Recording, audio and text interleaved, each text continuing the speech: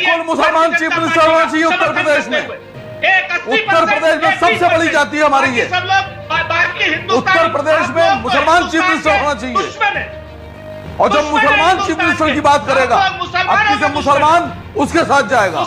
आपके चैनल पर चैलेंज कर रहा हूं कि इस बार मुसलमान उत्तर प्रदेश में या तो मुख्यमंत्री बनेगा और या फिर डिप्टी सीएम बनेगा, उप मुख्यमंत्री बनेगा। इससे कम पर कोई कंप्रोमाइज नहीं करेंगे हम लोग। बैठे हैं आपके 3 और साथी यहां पे जो आपके खिलाफ चुनाव लड़ेंगे यूपी में। वो कह रहे हैं कि आप बीजेपी की बी टीम हैं, आप बीजेपी को फायदा पहुंचाने के लिए उत्तर प्रदेश में 100 सीटें लड़ रहे हैं। फायदा योगी जी को पहुंचाएंगे, आप वोट काटेंगे मुसलमानों के। सर बड़ा मजेदार सवाल आपने किया। नहीं, बहुत मजेदार सवाल आपने किया।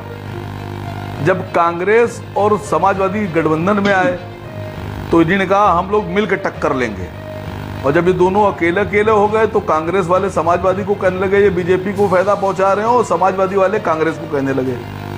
जब बहुजन और समाजवादी गठबंधन नहीं था तो दोनों एक दूसरे को बीजेपी का एजेंट कहते थे। जब साथ आ गए तो कहने लगे नहीं साहब हम तो बीजेपी से टक्कर लेंगे। ये आपस में एक दूसरे पर आरोप लगाते हैं सर बीजेपी का। हम तो सर अभी बहुत दूर के लोग हैं, हमारी तो इनसे दोस्ती भी नहीं हुई है, हम तो अभी दोस्ती की लाइन में भी नहीं है। ये आपस में एक दूसरे पे आरोप लगाते रहते हैं कि तुम बीजेपी के एजेंट, तुम बीजेपी के एजेंट, तुम बीजेपी। सर ये तीर पुराने हो गए हैं सर। अब आप पुराने तीरों से कितनी बार एक ही शिकार करेंगे? अब नए तीर लाइए, नए शिकार करिए। जनता जान गई है कि कोई बीजेपी का एजेंट नहीं है। आप सिर्फ इसलिए हमारे खिलाफ हैं कि आपको पता है कि अगर मजलिस इत्तेहादुल मुस्लिमीन और असद ओवैसी ताकतवर हो गए उत्तर प्रदेश में तो हिस्सा देना पड़ेगा। डिप्टी सीएम लेकर रहेंगे अब की आपसे, आपको बनाना पड़ेगा। मैं आपके चैनल पर चैलेंज कर रहा हूं कि इस बार मुसलमान उत्तर प्रदेश में या तो मुख्यमंत्री बनेगा और या फिर डिप्टी सीएम बनेगा, उप मुख्यमंत्री बनेगा। इससे कम पर कोई कंप्रोमाइज नहीं करेंगे हम लोग। और मैं आपसे वादा कर रहा हूं कि चुनाव होने के बाद जब रिजल्ट आ जाएंगे तो इस बार जो 2022 की सरकार बनेगी वो ऑल इंडिया मजलिस इत्तेहादुल मुस्लिमीन और असद साहब के बिना नहीं बन पाएगी। हमारी भागीदारी जरूर होगी। ये हुई ना, अब जवाब दिया आपने। वोटर नहीं तो मैं कह रहा हूं आपके ओवैसी साहब खुद बोल रहे हैं कि ये जो धुआं उठा है ये किसी वजह से ही उठा है ना, कहीं आग लगी होगी। उनसे पूछा गया था, आप कहें तो फिर से सुनवा दूं। इसका मतलब बीएसपी और एआईएमआईएम में कुछ बातचीत तो हुई थी, गठबंधन नहीं हो पाया वो अलग बात है। मेरी जानकारी में तो नहीं है कोई ऐसी बात। हाँ। अब आपकी जानकारी में हो तो मैं चाहता हूँ बिल्कुल खुलासा करें आप। हाँ। और उसको चलाएं भी अगर आपके पास है, खूब चलाएं इसको, दिखाएं लोगों को। मेरे पास नहीं है जानकारी, मैं कैसे कह दूं। भारतीय जनता पार्टी ने जो लोगों के साथ किया वो सब ने देखा, पूरे हिंदुस्तान ने देखा, पूरी दुनिया ने देखा। और सच है कि हम भी और हम सब ये चाहते हैं कि बीजेपी की सरकार जाए और एक नई तरक्की वाली सरकार आए। लेकिन मैं साजन साहब से एक बात पूछना चाह रहा था।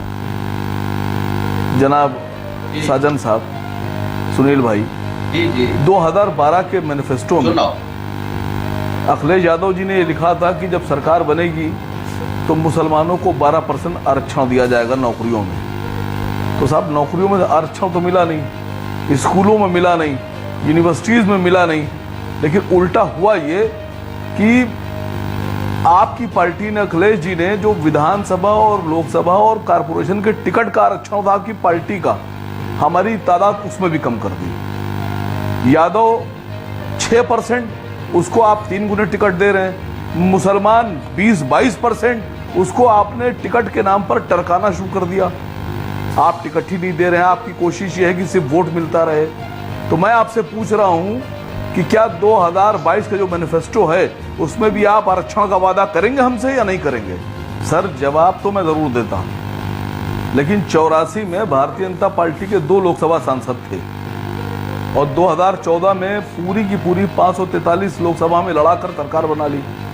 अगर आप एक वीडियो दिखा दीजिए कि आपने बीजेपी से सवाल पूछा हो कि वहां 84 में आपके 2 सांसद थे, 543 क्यों लड़ रहे हैं, तो बाखुदा मैं यकीन मानिएगा फौरन जवाब दूंगा आपका। और मैं आपसे वादा कर रहा हूं कि चुनाव होने के बाद जब रिजल्ट आ जाएंगे तो इस बार जो 2022 की सरकार बनेगी वो ऑल इंडिया मजलिस इत्तेहादुल मुस्लिमीन और असद साहब के बिना नहीं बन पाएगी।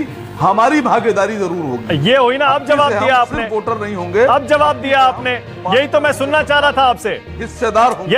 यही मैं आपसे सुनना चाह रहा था। नहीं सर, बिल्कुल, मैं सर बिल्कुल, हम सबसे ज्यादा वोट, हमारी तादाद सबसे ज्यादा है। आप अगर देखिए तो हमारी परसेंटेज ज्यादा है और हमारे वोटों से सरकार बनती है। मैं समाजवादी पार्टी को चैलेंज कर रहा हूं कि आप ऐलान कीजिए कि आप हमारा डिप्टी सीएम बनाएंगे कि नहीं बनाएंगे मुसलमानों का। और मायावती जी से कह रहा हूं कि आप भी बताइए कि मुसलमान मुख्यमंत्री क्यों नहीं होना चाहिए। अखिलेश जी बताएं कि मेरी मांग गलत है। अभी तक के आप 7%, 6%, 8%, 5% वाले मुख्यमंत्री बनते आए हैं, 20% वाला मुख्यमंत्री क्यों नहीं बनेगा? क्या गुनाह हमने कर रखा है? कौन सी कमी हमारे में है? सर, हम शासक रहे हैं, हमें आता है शासन करना। हुकूमत में अगर आपको रहना है तो आपको हमारी नुमाइंदगी से इनकार नहीं कर सकते आप।